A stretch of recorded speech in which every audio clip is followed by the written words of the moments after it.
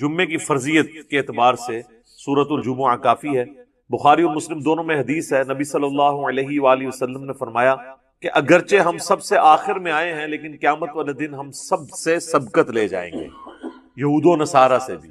پھر نبی علیہ السلام نے اس کی ریزن بتائی کہ اللہ تعالیٰ نے جمعے کا دن یہودیوں پر پیش کیا، انہوں نے اس کی قدر نہیں کی، انہوں نے ہفتے کا دن اپنے لیے چوز کر لیا۔ پھر نصارہ پہ پیش کیا، انہوں نے اس کی قدر نہیں کی اور اتوار کا دن انہوں نے چوز کر۔ پھر اللہ نے ہماری رہنمائی کر دی جمعے کے دن کے لیے۔ اچھا، نبی علیہ السلام نے اس کو اللہ کی طرف منسوب کہ اللہ نے ہمارے لیے رہنمائی مقرر کر دی کہ ہم جمعے کی طرف متوجہ ہوئے۔ اور پھر نبی صلی اللہ علیہ وآلہ وسلم فرمایا کہ قیامت والے دن، یعنی اس جمعے کے دن کے تحفے کو ایکسپٹ کرنے کی وجہ سے قیامت والے دن ہم سبقت لے جائیں گے، سب سے پہلے جنت میں جانے والے نبی صلی اللہ علیہ وآلہ وسلم کے انشاءاللہ تعالی۔ اللہم اجعلنا منہم، آمین۔ صحیح مسلم میں ایک حدیث ہے کہ نبی صلی اللہ علیہ وآلہ وسلم نے فرمایا کہ جمعے کا دن باقی تمام دنوں کا سردار ہے۔ اسی دن آدم علیہ السلام پیدا ہوئے، اسی دن وہ جنت میں داخل کیے گئے، اسی دن جنت سے نکالے گئے اور اسی دن قیامت قائم ہو۔ ایک اور حدیث ہے بخاری اور مسلم دونوں میں، نبی صلی اللہ علیہ وآلہ وسلم نے فرمایا کہ جمعے کے دن ایک گھڑی، ایک لمحہ ایسا آتا ہے کہ اس گھڑی میں جو اللہ سے خیر مانگی جائے نا، اللہ تعالیٰ وہ خیر عطا فرما دے۔ اچھا، اس میں اب مختلف اقوال ہیں، بہرحال صحیح مسلم میں ایک حدیث ہے کہ نبی علیہ السلام نے فرمایا کہ یہ جو قبولیت کی گھڑی ہے نا، یہ خطیب کے منبر پر بیٹھنے سے لے کر نماز جمعہ کے ختم ہونے تک اس دوران یہ ایکٹیویٹی ہے، یعنی ایک گھڑی ایسی آتی ہے جو قبولیت کا۔ ویسے پبلک میں مشہور ہے کہ وہ دو خطبوں کے درمیان وہ بھی ہو سکتا ہے، اس کے علاوہ بھی نماز کا بھی وقت ہو سکتا ہے جس میں آپ اللہ کی طرف رجوع لاتے ہیں۔ جمعے میں جمعے کی نماز اور اس کی تقریر کے علاوہ دو اعمال ایسے ہیں جو اسپیسیفکلی اہمیت کے حامل ہیں۔ المستدرک الحاکم میں صحیح سند سے یہ حدیث ہے، مشکات کے اندر بھی موجود ہے کہ جو شخص سورۃ الکہف کی تلاوت کر لے جمعے کے دن تو اگلے جمعے تک اس کے لیے ایک نور اللہ کی طرف سے۔ اور ابو داؤد میں ایک حدیث ہے، مشکات میں بھی ہے، سنن نسائی میں بھی، ابن ماجہ میں بھی، کہ نبی صلی اللہ علیہ وآلہ وسلم نے فرمایا کہ جمعے کا دن جو ہے یہ یوم مشہود ہے، یعنی اللہ کے حضور اعمال پیش ہونے کے اعتبار سے، اور اس دن آدم علیہ السلام پیدا ہوئے اور یہ تمام دنوں کا سردار ہے۔ تم اس دن مجھ پر کثرت سے درود پڑھو، تمہارا درود مجھ پر پیش کیا جائے گا۔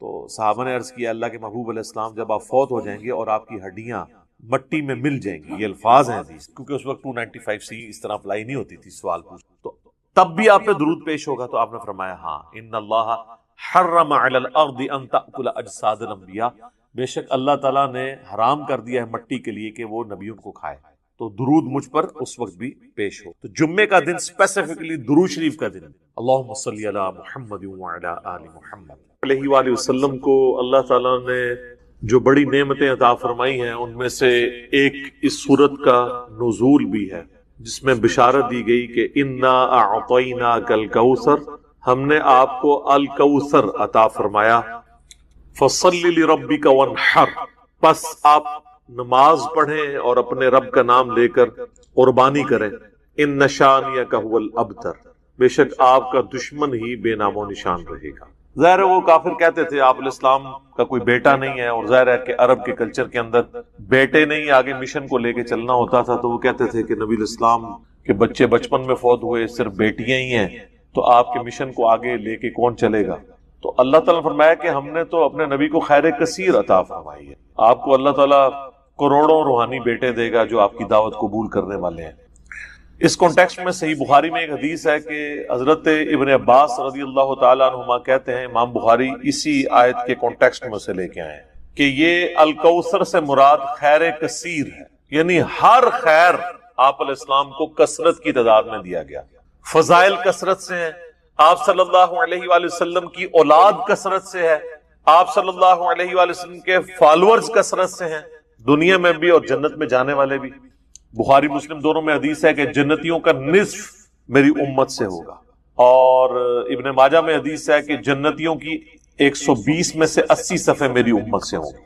تو یہ خیر کثیر ہے آپ کو عطا فرمایا۔ تو بخاری کی اس حدیث میں آتا ہے کہ عبداللہ بن عباس کا جب یہ قول بیان کرتے ہیں حضرت سعید ابن جبیر، تو ان کو بعض تبع تابعین کہتے ہیں کہ جب ہم لوگوں سے یہ بیان کرتے ہیں نا کہ اس سے مراد خیر کثیر ہے، تو لوگ کہتے ہیں کہ نہیں، الکوثر سے مراد جنت کی ایک نہر ہے الکوثر۔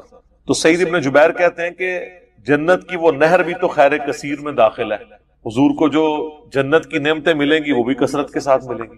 تو یہ اس کی جو تفسیر ہے نا خیر کثیر والی، یہ سب سے آپٹیمل ہے. اس میں جو ہے وہ حوض کوثر بھی شامل ہے. جو صحیح مسلم میں حدیث ہے کہ نبی صلی اللہ علیہ وآلہ وسلم صحابہ میں بیٹھے تھے تو آپ کو اچانک ایک اونگ آئی. تھوڑی دیر بعد جب آپ کی آنکھ کھلی تو آپ مسکرا رہے تھے، اور پھر آپ نے کہا کہ ابھی ابھی اللہ تعالیٰ نے مجھ پہ یہ آیات نازل کی ہیں، بسم اللہ الرحمن الرحیم، یعنی آپ الاسلام نے بسم اللہ سے اسے سٹارٹ کیا. انا اعطیناک الکوثر فصل لربک وانحر ان شانئک هو الابتر.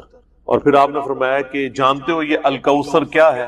تو صحابہ نے کہا اللہ اس کا رسول بہتر جانتے ہیں. تو آپ صلی اللہ علیہ وآلہ وسلم نے فرمایا یہ جنت میں ایک نہر ہے جو مجھے اللہ تعالیٰ نے عطا فرمائی ہے، اور اس کے کنارے کی جو مٹی ہے وہ کستوری سے زیادہ خوشبودار ہے، اور اس کے برتن آسمان کے ستاروں کے برابر ہیں. اور صحیح بخاری میں آتا ہے کہ شب معراج جب نبی علیہ السلام جنت میں سیر کر رہے تھے تو وہاں آپ کو ایک نہر دکھائی گئی، اور جبرائیل علیہ السلام نے کہا کہ یہ وہ الکوثر ہے جو آپ کو اللہ تعالیٰ نے عطا کی ہے. اور آپ صلی اللہ علیہ وآلہ وسلم کے الفاظ ہیں بخاری مسلم دونوں میں کہ اس کا جو مشروب ہے وہ دودھ سے زیادہ سفید، شہد سے زیادہ میٹھا، اور اس کی خوشبو کستوری کی خوشبو سے زیادہ ہے، اور جو کوئی ایک دفعہ میرے حوض کوثر سے وہ مشروب پی لے گا اسے کبھی بھی پیاس نہیں لگے. جنت میں جو انسان کھائے پیے گا نا وہ بھوک کی وجہ سے نہیں، ذہن میں رکھیے گا. بھوک ایک عیب ہے، پیشاب ایک عیب ہے، نیند ایک عیب ہے، اسی لیے یہ تینوں چیزیں جنت میں نہیں ہیں. جنت میں انسان کھائیں گے لذت لینے کے لیے، پیشاب نہیں ہوگا. بخاری مسلم میں الفاظ ہیں خوشبودار ڈکار آئے گی، سارا کھانا ہضم. تو جنت چونکہ نعمتوں کا نام ہے، کوئی کمزوری نہیں، وہاں پہ نیند بھی نہیں ہے. یہاں پہ تو ہم نیند کیوں یوز کرتے ہیں؟ تاکہ ہم نیکسٹ 24 گھنٹے میں پرفارم کر سکیں. یہ بلکہ بیٹری چارج ہوتی ہے. وہ میری خالہ جو ہے نا وہ بڑے پیارے الفاظ استعمال کرتی ہیں. ان کی بیٹی جب چھوٹی تھی نا تو سوئی ہوتی تھی نا تو کون سے پوچھتا تھا بیٹی ہے کہ کہتے ہیں چارجنگ تے لائی ہیں، کیونکہ بچے جب اٹھتے ہیں نا پھر تو آپ ان کو سنبھال بیٹھے. جب تک یہ سونا نہ جائیں سکون نہیں آتا. تو وہ جو سوتے ہیں نا وہ چارجنگ پہ لگے ہوئے ہوتے ہیں، پھر جیسے صبح انہوں نے اٹھنا نا ایٹھلی اوپرلی کر دینی ہے. تو قیامت میں جنت والے دن آپ کو جنت میں چارجنگ کی ضرورت نہیں ہے، بلکہ نیند وہاں پہ ضرورت ہی نہیں. اللہ تعالیٰ نے ویسے ہی انسان کو اتنی انرجی دی ہوئی ہوگی. تو لہٰذا آپ علیہ السلام کا جو فرمان ہے نا کہ جو ایک بار پیے گا وہ کبھی پیاسا نہیں ہوگا. تو کسی کے ذہن میں خیال آ سکتا ہے کہ پیاسا نہیں ہوگا تو پھر پانی کی لذت کیا؟ وہ اللہ تعالیٰ نے جنت کی نعمتوں میں لذت ہی اتنی رکھی ہے کہ انسان لذت کی وجہ سے اس کو استعمال کرے گا. اور پھر انہی احادیث میں بخاری و مسلم کے موجود ہے کہ میرے حوض کوثر پہ پھر ایسے لوگ بھی لائے جائیں گے جنہیں میں پہچانتا ہوں گا، اور جب میں انہیں مشروب پلانے لگوں گا تو میرے ان کے درمیان ایک آڑ قائم کر دیجیے. تو میں کہوں گا یہ تو میرے صحابہ ہیں، اصحابی اصحابی. امتی والی روایتیں بھی ہیں بخاری مسلم میں، اصحابی والی. تو مجھے بتایا جائے گا کہ یا رسول اللہ آپ کو نہیں پتا آپ کے بعد انہوں نے دین میں بدعتیں جاری کر دی تھی اور الٹے قدم پھر گئے تھے. تو آپ صلی اللہ علیہ وآلہ وسلم فرماتے ہیں کہ پھر میں کہوں گا سحقا سحقا لمن غیر بعدی، ان پہ پھٹکار ہو، ان کو مجھ سے دور کر دو جنہوں نے میرے بعد میرے دین کو بدل دیا. یہ حدیث بخاری اور مسلم دونوں میں ہے، اور حوض کوثر والے چیپٹر میں امام مسلم اسے لے کے آئے ہیں، بخاری میں موجود ہے. اس حدیث پہ کامنٹس ہیں عبداللہ ابن ابی ملیکہ تابعی کے. وہ جب بھی حدیث بیان کیا کرتے تھے تو وہ کہا کرتے تھے اے اللہ ہم تجھ سے یہ دعا کرتے ہیں کہ تیرے نبی کی وفات کے بعد ان کے دل سے الٹے قدم نہ پھریں، آمین ثم آمین. تو اللہ تعالی ہمیں حوض کوثر پہ آپ صلی اللہ علیہ وآلہ وسلم کے مبارک ہاتھوں سے مشروب نصیب فرمائے. یہ دعا انسان کو اپنے لیے کرنی چاہیے. ظاہر ہے کہ وہ اہل جنت ہوں گے. اور بخاری مسلم میں کہ اس کے جو برتن ہیں نا وہ برتن ہی آسمان کے ستاروں کے برابر اس کی تعداد ہے. پورا ایک نقشہ کھینچا گیا. آپ مشکات کی 30 جلد میں حوض کوثر اور شفاعت والا چیپٹر نکالیں تو آپ کو وہ ساری احادیث مل جائیں گی. ترمذی اور ابن ماجہ میں ایک وہ حدیث بھی بڑی مشہور ہے جو حضرت انس بن مالک کہتے ہیں کہ یا رسول اللہ کیا آپ میری شفاعت کریں گے؟ تو آپ فرمایا میں کروں گا. تو یا رسول اللہ قیامت والے دن میں آپ کو کہاں تلاش کروں؟ تو آپ علیہ السلام فرمایا میزان عمل پہ آ جانا جہاں میرے امتیوں کے نام مال تول رہے ہوں گے. یا رسول اللہ وہاں نہ پاؤں تو فرمایا حوض کوثر پہ آ جانا. عرض کی وہاں پہ بھی نہ پاؤں تو فرمایا پھر پورے صراط پہ آ جانا. کہا وہاں پہ بھی نہ پاؤں تو آپ فرمایا میں ان 3 جگہوں کے سوا کہیں اور نہیں ہوں گا. یا میں حوض کوثر پہ ہوں گا اپنے پیاسے امتیوں کو مشروب پلا رہا ہوں گا، یا پھر میزان عمل پہ ہوں گا شفاعت کے لیے، یا پھر میں پولیس رات پہ ہوں گا اپنے امتیوں کے لیے سلامتی کی دعا کرنے۔ تو یہ تین جگہ ہیں جہاں پہ آپ صلی اللہ علیہ وآلہ وسلم کو قیامت والے دن تلاش کیا جا سکتا انشاءاللہ تعالی۔ تو یہ حوض کوثر میں وہ خیر کثیر جو ہر طرح کی آپ کو عطا کی گئی وہ بھی شامل ہے، اور اسپیسیفکلی حوض کوثر جو ہے وہ بھی، حتیٰ کہ جو بخاری اور مسلم میں حدیث ہے، آپ نے اپنی وفات سے 1 مہینے پہلے خطبہ دیا تھا غزوہ احد کے شہداء پر، جو آپ نے نماز جنازہ دوبارہ پڑھی تھی 8 سال بعد، اس میں الفاظ ہیں، آپ نے فرمایا کہ میرا ممبر جو ہے وہ حوض کوثر پہ لگا ہوا ہے۔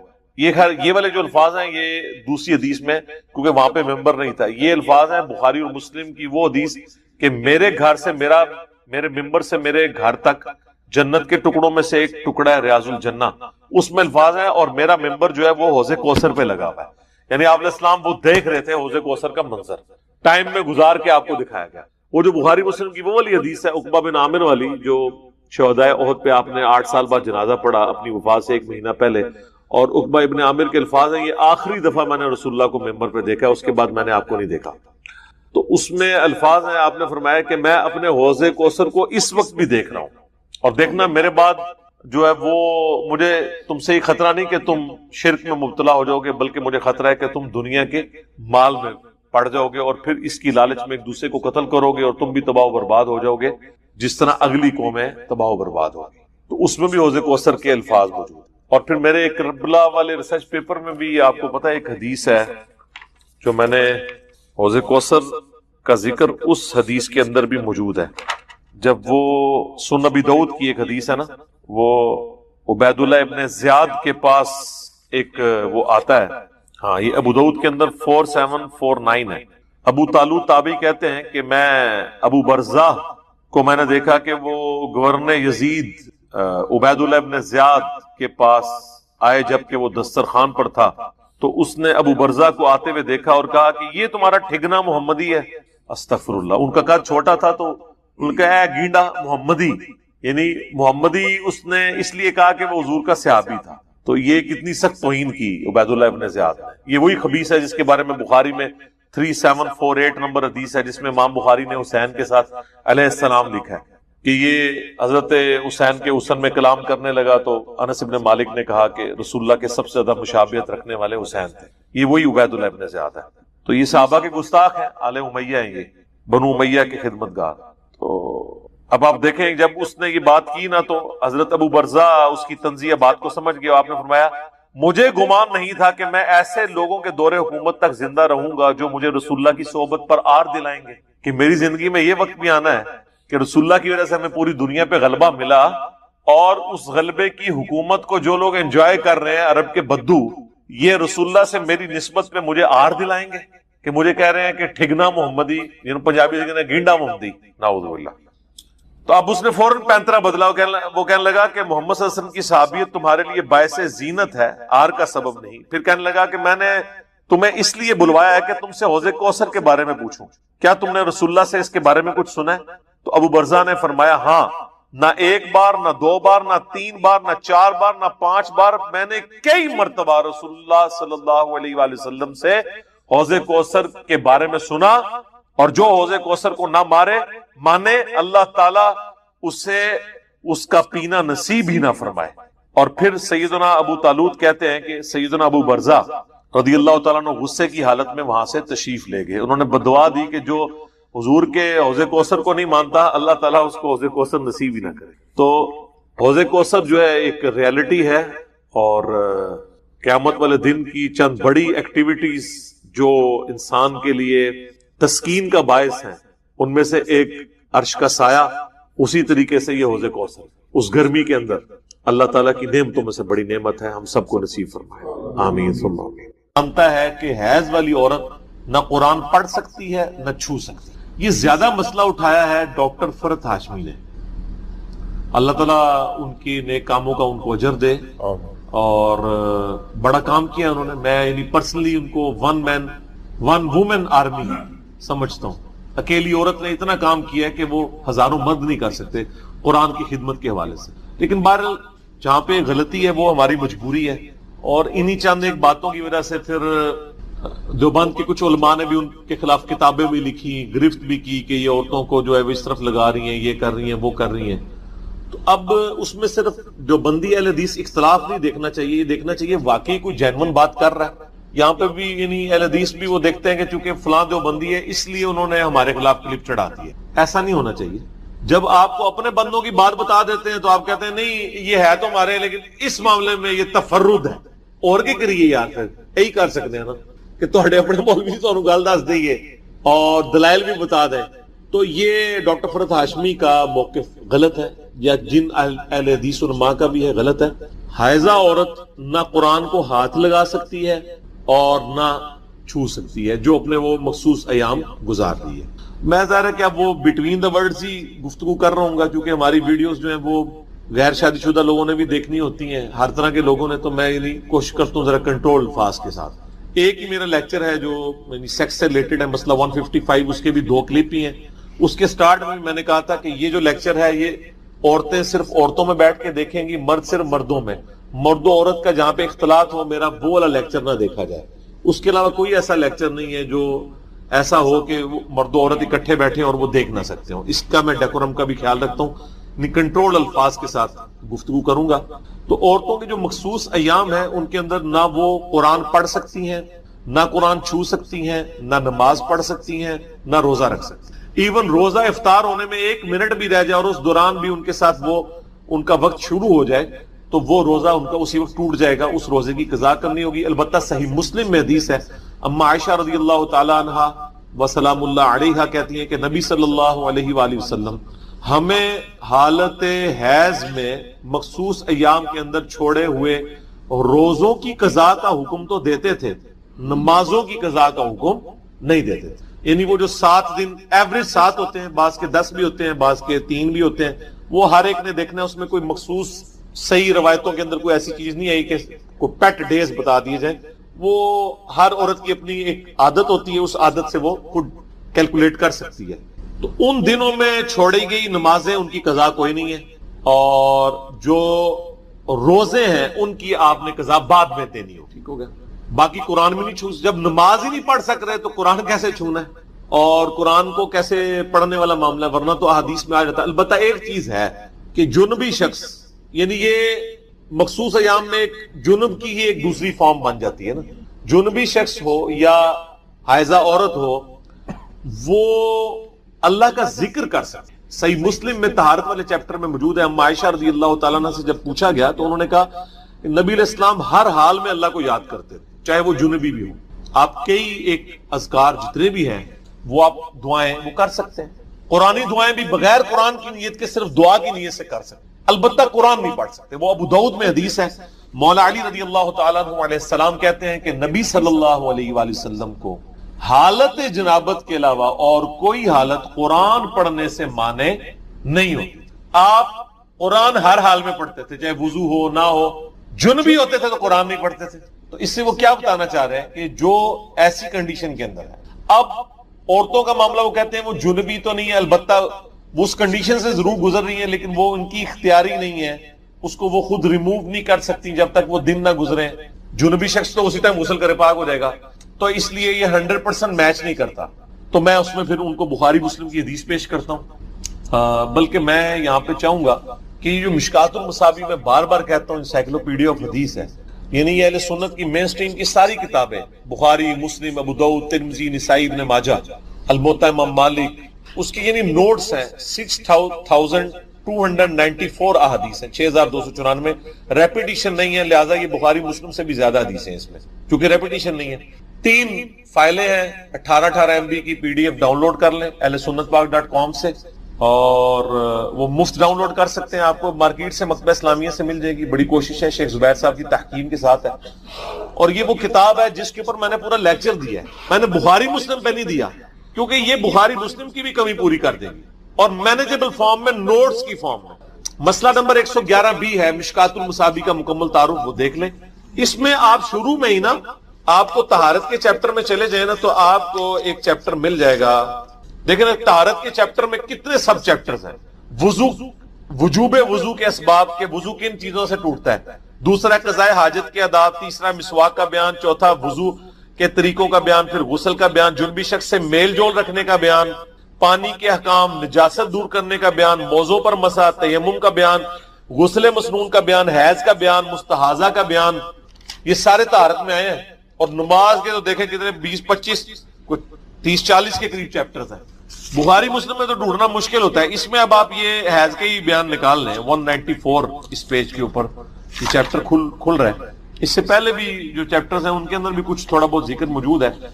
آپ یہ دیکھ لیں, اس میں آپ کو کلیئر ہو جائے گا. بخاری مسلم دونوں میں حدیث ہے. عائشہ کہتی ہیں کہ میں اور نبی علیہ السلام ایک ہی برتن سے غسل کیا کرتے تھے جبکہ ہم دونوں جنبی ہوتے تھے, اور آپ مجھے حکم دیتے تھے, میں ازار پہن لیتی تھی, پھر آپ میرے ساتھ لیٹ جایا کرتے تھے جبکہ میں حیض سے ہوتی تھی. آپ اعتکاف کی حالت میں اپنا سر مبارک میری طرف کر دیتے تو میں اسے دھو ڈالتی حالانکہ میں حیض سے ہوتی تھی. وہ کہتی ہیں میرے مخصوص ایام ہوتے تھے, نبی علیہ السلام اپنا سر مبارک مسجد نبی کی کھڑکی سے, چونکہ حجرہ ایڈجسنٹ تھا, تو اپنے گھر میں کر دیتے تھے, تو میں حیض کی حالت میں بھی حضور کو دھو رہی ہوتی تھی. اس سے وہ یہ بتانا چاہ رہی ہیں کہ اگرچہ مجھے مسجد میں تو میں نہیں جا سکتی تھی اس حالت کی وجہ سے, لیکن میری یہ نجاست جو ہے یہ حکمی ہے, حقیقی نہیں ہے. جنبی ہونا بھی جو ہے وہ حکمی نجاست ہے, حقیقتاً تو نہیں ہے نجاست. حقیقی نجاست تو اتنی ہے جتنے حصے پہ آپ کی گندگی آپ ریموو کر لیں, لیکن آپ کو پورا نہ آنا پڑتا ہے کیونکہ اللہ کا حکم ہے. ٹھیک ہو گیا؟ حکمی نجاست تو نماز کے اعتبار سے وضو کا نہ ہونا بھی ہے, لیکن عام حالت میں وضو کا نہ ہونا کوئی نجاست تو نہیں ہے, نماز کے لیے ہے. ٹھیک ہو گیا؟ اچھا, اسی طریقے سے مسلم شریف میں حدیث ہے. اما عائشہ کہتی ہیں میں حالت حیض میں تھی, کوئی چیز پیتی پھر بھی میں نبی علیہ السلام کو دیتی تو آپ اسی برتن میں اسی جگہ سے منہ لگا کر بقایا پی لیتے جہاں میں نے منہ لگایا ہوتا تھا, تاکہ یہ پتہ چل جائے کہ یہ فزیکل نجاست نہیں ہے. وہ اکثر لوگ کہتے ہیں جی کوئی جنبی شخص تولیہ اٹھا کے لے جائے تو تولیہ تو نہیں پلید ہو جائے گا. نہیں, یہ فزیکل نجاست تو ہے نہیں, انٹلیکچوئل نجاست ہے, حکمی ہے, حقیقی نہیں ہے. یہ ٹرم فقہ کی ہے, حکمی اور حقیقی. حقیقی تو ہے پخانہ یا منی لگ جائے یا پیشاب لگ جائے, وہ حقیقی نجاست ہے, باقی تو حکمی ہے. اچھا, یہ مسلم کی حدیث اس میں آئی. پھر اس کے بعد لے کے آئی ہیں حدیث ہے بخاری و مسلم کی, وہ بھی اما عائشہ سے ہے. نبی علیہ السلام میری گود میں ٹیک لگاتے اور قرآن کی تلاوت فرماتے حالانکہ میں اس وقت مخصوص ایام میں ہوتی تھی. اس حدیث میں وہ مسئلہ حل ہے. یہ بخاری مسلم دونوں میں ہے.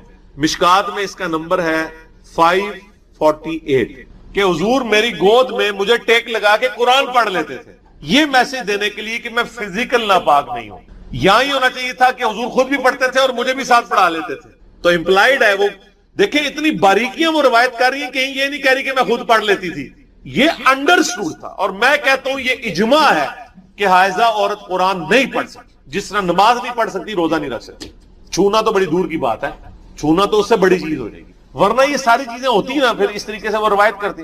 پھر مسلم شریف کی حدیث ہے, اما عائشہ کہتی ہیں نبی علیہ السلام نے مجھ سے فرمایا مجھے مسجد سے چٹائی پکڑا دو. یہ حضور مسجد میں تھے, وہ گھر تھی. میں نے عرض کیا میں حیض سے ہوں. آپ نے فرمایا حیض تیرے ہاتھوں میں تو نہیں ہے, یعنی یہ فزیکل نجاست ہے. اسی کو سپورٹنگ وہ بخاری مسلم کی حدیث ہے.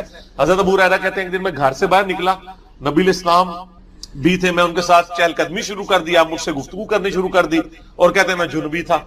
کہتے ہیں باتیں کرتے کرتے میں چپ کر کے پیچھے کھسکا چلا گیا, نبی علیہ السلام کو بتائے بغیر. غسل کیا, جلدی سے واپس آیا. نبی علیہ السلام نے فرمایا ابو ہریرہ کدھر تھا؟ یا رسول اللہ میں ناپاک تھا, پاک ہونے گیا تھا. آپ فرمایا مومن تو کبھی ناپاک نہیں ہوتا. اب وہ صحابی کہہ سکتے تھے یا رسول اللہ میں جنبی ہوں, اور آپ کہہ رہے ہیں جنبی ناپاک نہیں ہوتا. ان کو پتا تھا یہ فزیکل نجاست نہیں ہے, حکمی ہے. کوئی جنبی شخص نماز کے اعتبار سے ناپاک ہے, ویسے تو وہ پاک ہی ہے. اسی لیے تو غسل جنابت بخاری مسلم میں ہے, نبی علیہ السلام نے ڈیلے بھی کیا. اگر وہ اتنی ناپاکی فوراً دور کرنا ضروری ہوتا. میرا یوٹیوب پہ کلپ ہے, کیا غسل جنابت کو ڈیلے کر سکتے ہیں, لیٹ کر سکتے ہیں. اما عائشہ کہتی ہیں کہ نبی علیہ السلام بعض اوقات رات کے آخری پہر بھی غسل کیا کر لیا کرتے تھے. ٹھیک ہو گیا؟ ایک ہی غسل میں تمام بیویوں کے پاس بھی چلے جایا کرتے تھے. ٹھیک ہو گیا؟ اس میں یہ ہے کہ آپ سونے سے پہلے وضو کر لیں, ہاتھ وغیرہ ہاتھ منہ دھو لیں, وہ چلے ایک پروٹوکول کے طور پہ, وہ بھی کوئی اتنا کمپلسری نہیں ہے. تو وہ یعنی یہ فزیکل نجاست نہیں ہے, لیکن حکمی نجاست ہے. نہ عورت قرآن پڑھ سکے گی. المصنف ابن ابی شیبہ میں آپ کو آثار بھی صحابہ اور تابعین کے مل جائیں گے اس حوالے سے. وہ ضرورت ہی نہیں ہے, احادیث بالکل واضح ہے اپنے مزاج کے اندر. اما عائشہ ورنہ یہ روایت کر دیتی تو قرآن کو وہ چھوئے گی بھی نہیں. اب وہ کہتے ہیں جی وہ ٹیچر ہوتی ہیں تو وہ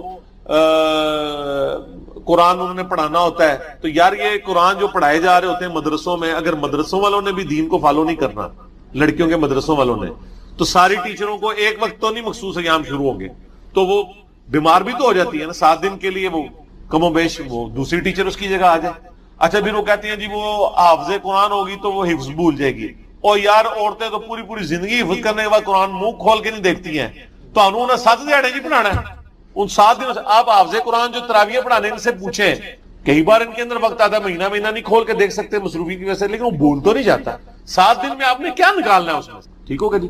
لہذا قطعاً یہ والا معاملہ نہ کریں. اور اس کی وجہ سے دیکھیں بڑا ایک فتنہ بھی کھڑا ہو رہا ہے, اور یعنی اہل حدیث جو ہے وہ اس کو پھر دوسرا رنگ بھی دے رہے ہیں. یعنی شریعت کو آپ چینج کرنے کی کوشش نہ کریں. میرا تو دعویٰ ہے جی اس کے اوپر اجماع ہے, اس کے خلاف کوئی بات نہیں ملتی. پرانے اہل حدیث علماء میں بھی کہیں نہیں ملتی. ایون آج کا میں نے شیخ زبیر صاحب کا بتایا کہ انہوں نے بھی فتویٰ لکھ دیا. ایون غلام مصطفیٰ ظہیر صاحب کا بھی موقف یہی ہے کہ حائضہ عورت جو ہے وہ قرآن کو ہاتھ نہیں لگائے گی نہ قرآن پڑھے گی. تو ذکر اذکار کریں نا یار, اور وہ اس سے بڑا کام نہیں کر پا رہی, نماز نہیں پڑھ. تو اب آپ کو یہ بھی کوئی مسئلہ تلاش کریں کسی کے نماز اس کی شروع کروا دیں. 7 دن تک نماز نہ پڑھنی پڑے تو کتنی روٹین ڈسٹرب ہوتی ہے, آپ ذرا عورتوں سے پوچھیں. تو اسی لیے پھر اس کے لیے تجویز کیا گیا کہ وہ نماز کے اوقات میں ایٹ لیسٹ 5 اوقات میں اتنی دیر کے لیے وہ بیٹھ کے اذکار کر لیں. سنت اذکار تھوڑے ہیں یار, گرین کارڈ بلو کارڈ ہی پڑھنا شروع کر دیں. اذکار سے تو کوئی معاملہ نہیں ہے نا, وہ تو آپ کر سکتے ہیں ہر حال میں. مسلم شریف میں حدیث موجود ہے, صرف قرآن کا مسئلہ ہے. تو احادیث کا مزاج بالکل کلیئر کٹ بتاتا ہے کہ یہ معاملہ اس طرح. اس میں کوئی اگر کوئی ہے کمزوری تو آپ کاؤنٹر کوشچن کر لیں مجھ سے. نہیں, وہ ان کا یہی اعتراض ہوتا ہے جس طرح آپ نے حدیث بیان کیا نا کہ نبی علیہ السلام نے چٹائی کے حوالے سے کہا کہ عائشہ سے چٹائی پکڑ. میں نے جواب دے دیا سر, کوئی آپ کے پاس آرگومنٹ ہے تو پیش کریں, کوئی حدیث ہے تو جذبات نہیں. وہ یہ کہتے ہیں کہ بھئی اگر چھو سکتے ہیں تو وہ قرآن کو کیوں نہیں چھو سکتے پھر. وہ یار میں نے ساری بات کر دی, پھر وہ یہی کہتے ہیں. ٹھیک ہے, میں یہ کہہ رہا ہوں گلاس, آپ کہتے ہیں وہ یہ کہتے ہیں یہ دیکھنے میں موٹر سائیکل نظر آ رہا ہے. تو اس کا جواب تو نہیں میں دوں گا نا میرے بھائی, اگلا سوال کریں. وہ کیا کہتے ہیں ہم نے اتنا کچھ کہہ دیا ہے اور حدیثوں کے نمبروں کے ساتھ کیا انہوں نے خالی کھلی کہہ دیا تھا اسے پڑھ لیں. ٹھیک ہو, میں نے سارے دلائل دے دیے اس کے اوپر میرے بھائی. مجبوری میں ویسے حل لگا سکتے ہیں, مثلا بچے بے حرمتی کر رہے ہوں اگر اس طرح سے کوئی, تو وہ ہاں اس کے بارے میں بھی اجماع ہے کہ وہ ہاتھ میں کوئی کپڑا رکھ کے اس سے قرآن کو چھو دے. پڑھ تو اس نے سکنا ہی نہیں ہے, چھو کے لینا کیا ہے اس نے بیچ میں سے. چھوا اسی لیے جاتا نا کہ پڑھا جائے. اچھا یہ بھی ایک نیا ورژن لوگوں نے نکالا ہوا ہے کہ جی چھونا جائز ہے پڑھنا جائز نہیں. تو چھو کے لینا کیا ہے پھر جب پڑھنا ہی نہیں. جب پڑھنا نہیں ہے, میں بتا رہا ہوں مزاج. جب اما عائشہ کہہ رہی ہے مسلم شریف میں حدیث ہے کہ نبی علیہ السلام میری گود میں قرآن پڑھ لیتے تھے, تو اما عائشہ وہ کہتی نا کہ میں بھی نال 2-4 آیتاں میں بھی نال پڑھ لیندی سا. وہ یہی بتانا چاہ رہی ہیں کہ ہم تو چونکہ نہیں پڑھ سکتی تھی لیکن ہماری وہ نجاست حکمی ہے, فزیکل نہیں ہے کہ وہاں کوئی اور سر رکھ کے خامد پڑھ سکتا ہے. وہ یہی تو میسج دے رہی ہیں. آج اگر اما عائشہ زندہ ہوتی نا تو ذرا کھول کے بھی بیان کر دیتی. وہ ڈھکے چھپے الفاظ میں میسج کنوے کرتی. اور دوسرا اس وقت یہ مسئلہ بھی نہیں تھا, یہ خوارج نے پہلی دفعہ مسئلہ اٹھایا ہے کہ عورت کی وہ مخصوص ایام میں قضا کی بھی, نمازوں کی بھی قضا بتاتے تھے. صحیح مسلم میں موجود ہے, ایک بندہ آتا ہے وہ کہتا ہے اما عائشہ سے کہ عورتیں جو ہیں وہ مخصوص ایام میں جو نمازیں چھوٹ کی پڑھیں گی. انہوں نے کہا کہ مجھے لگتا ہے تو حروریہ میں سے ہے. حروریہ وہ گاؤں تھا جہاں سے خوارج نکلے تھے, اور خوارج کہتے تھے کہ جس طرح روزوں کی قضا ہے نا نمازوں کی بھی قضا. تو پھر اما عائشہ نے خود کہا کہ نبی علیہ السلام کی ہم بیوی ہوں میں, نبی علیہ السلام ہمیں مخصوص ایام میں چھوڑے کے روزوں کی قضا کا حکم دیتے تھے, نمازوں کا نہیں دیتے تھے. اب پھر بھی خوارج اڑے ہوئے ہیں. تسی یہ کہنا وہ کہتے ہیں وہ 40,000 تے نہیں 12,000 تے نہیں ہون گے, خوارے تے 12,000 سن. تو وہ بھی کہندے ہوندے سن, وہ ایڈے ایڈے بزرگ تابعین تے ہے سن نا صحابہ دے زمانے, وہ بھی کہندے سن کہ جی عورتاں قضا کرن گیاں. تو انہوں نے اما عائشہ خود کہہ رہے ہیں پھر بھی نہیں مننا, تو میں کیا کراں. ہمارا تو کام صرف پہنچانا ہی ہے نا, منوانا تو نہیں ہے.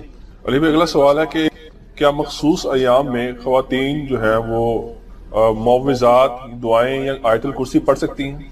لیکن میں نے پہلے بھی بتایا نا, صحیح مسلم کے اندر حدیث موجود ہے, اس کے اوپر باب بھی باندھا گیا ہے طہارت کے چیپٹر میں, کہ اما عائشہ رضی اللہ تعالیٰ عنہ سے جب پوچھا گیا تو انہوں نے کہا نبی صلی اللہ علیہ وآلہ وسلم ہر حال میں اللہ کا ذکر کرتے تھے. اس پہ اجماع امت ہے کہ قرآن, نماز اور روزے کے علاوہ جتنے عام سنت اذکار ہیں نا, اس کے سوا سنت اذکار وہ آپ کر سکتے ہیں. ایون جو قرآن کی دعائیں ہیں وہ بھی آپ کر سکتے ہیں. قرآن کی نیت سے نہیں کریں گے, دعا کی نیت سے. اور فقہ حنفی میں تو یہاں تک مسئلہ, اور میں اس کو انڈورس کرتا ہوں, کہ ایون جو معوذات ہیں, قل اعوذ برب الفلق, قل اعوذ برب الناس, معوذتین, وہ کہتے ہیں کہ آپ ان کو دعاؤں کی نیت سے, قرآن کی نیت سے نہیں, دعا کی نیت کر سکتے ہیں. وہ کیسے؟ وہ کہتے ہیں کہ آپ قل کا لفظ ہٹا دیں اس سے, آپ دعا کریں اعوذ برب الفلق, میں پناہ میں آتا ہوں آسمان کے رب کی, من شر ما خلق، ہر اس چیز کی برائی سے جو اس نے پیدا کی۔ اس طریقے سے اعوذ برب الناس، مالک الناس کر سکتے۔ آیت الکرسی بھی جو ہے نا وہ بھی کہتے ہیں کہ آپ قرآن کی نیت سے نہیں، اللہ کی حمد کی نیت سے پڑھ سکتے ہیں۔ سورہ الحشر کی آخری 3 آیات اللہ کی صفات اور ناموں کی نیت سے پڑھیں، قرآن کی نیت سے نہیں۔ باقی اگر کوئی کہیں نہیں ہے تو وہ قرآن ہی ہے، تو میرے بھائی وہ تو باقی سنت اذکار بھی تو قرآن کے کہیں نہ کہیں سے ٹکڑے ہیں ہی ہے نا۔ سبحان اللہ بھی تو قرآن کا لفظ ہی ہے، الحمدللہ بھی تو قرآن کا لفظ ہے، لا الہ الا اللہ بھی قرآن کا لفظ ہے۔ پڑھنے والے کی نیت ربنا آتنا فی الدنیا حسنہ وفی الآخرۃ حسنہ وقنا عذاب النار، قرآن میں بھی ہے، حدیث میں بھی ہے۔ اور میں آپ کو بتاؤں، عرب کے لوگ جب سے قرآن نازل ہوا نا، وہ ماشاءاللہ قرآن سے ان کا ایسا شغف تھا کہ وہ قرآن کی آیات کو یہ اپنی کامن گفتگو میں بھی استعمال کرتے تھے۔ آپ جنگ یرموک کا جو کلپ انہوں نے فلمایا نا عمر سیریز کے اندر، تو سیدنا عمر کا انہوں نے دکھایا کہ وہ بازار میں چیک کر رہے ہیں کوئی ملاوٹ تو نہیں کر رہا۔ اسی دوران ابو عبیدہ بن جراح کا ایک قاصد آتا ہے اور دور سے ہی کہتا ہے بشرا یا امیر المؤمنین، بشرا خوشخبری ہوا ہے امیر المؤمنین، نصر من اللہ وفتح عظیم الیرموک الیرموک۔ اب قرآن کی آیت تو یہ نہیں ہے، قرآن کی تو آیت ہے نصر من اللہ وفتح قریب۔ انہوں نے کیا پڑھا؟ نصر من اللہ وفتح عظیم، کیونکہ فتح ہو چکی تھی۔ قرآن کے آپ الفاظ کامن زبان میں بھی استعمال کر سکتے ہیں، اپنے محاورتاً عربی ابھی بھی کرتے ہیں، تھوڑا سا اس کو چینج کر کے نا تو اس کو یوز کر لیتے ہیں۔ ظاہر عربی کی ڈکشنری بک بھی ہے نا، یہ ڈکشنری تو خیر بعد میں بنی ہے، قرآن کو دیکھ کے ڈکشنری بنائی گئی ہے، قرآن تو ڈکشنری سے سپیریئر ہے۔ ڈکشنری تو دوسرے لوگوں کے لیے ہوتی ہے جو نہ جانتے ہوں وہ زبان، جو اہل زبان ہے ان کو تو ڈکشنری کی ضرورت نہیں ہوتی۔